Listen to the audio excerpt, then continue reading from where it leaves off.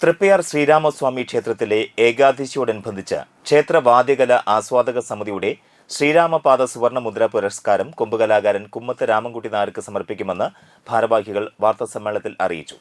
തൃപ്പയാർ ശ്രീരാമസ്വാമി ക്ഷേത്രത്തിലെ ഏകാദശിയോടനുബന്ധിച്ച് ക്ഷേത്രവാദ്യകല ആസ്വാദക സമിതിയുടെ നേതൃത്വത്തിൽ 30 ദിവസം നീണ്ടുനിൽക്കുന്ന വാദ്യോപാസന 2025 നവംബർ 14 മുതൽ ഡിസംബർ 13 വരെ ക്ഷേത്രത്തിന്റെ കിഴക്കേ നടയിൽ കേരളത്തിലെ പ്രശസ്തരായ വാദ്യകലാകാരന്മാരെ പങ്കെടുപ്പിച്ച് നടന്നുവരുന്നുണ്ട്.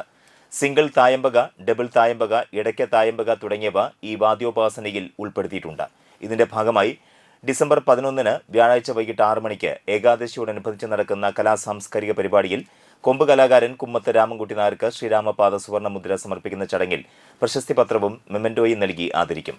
ആദരവ് സമർപ്പിക്കുന്നത് പ്രശസ്ത കഥകളി കലാകാരനും കേന്ദ്ര സംഗീത നാടക അക്കാദമി പുരസ്കാര ജേതാവുമായ പ്രൊഫസർ കലാമണ്ഡലം ബാലസുബ്രഹ്മണ്യനാണ്. ക്ഷേത്രസന്നിധിയിൽ നടന്ന നറുക്കെടുപ്പിലൂടെയാണ് പുരസ്കാര ജേതാവിനെ തിരഞ്ഞെടുത്തത്.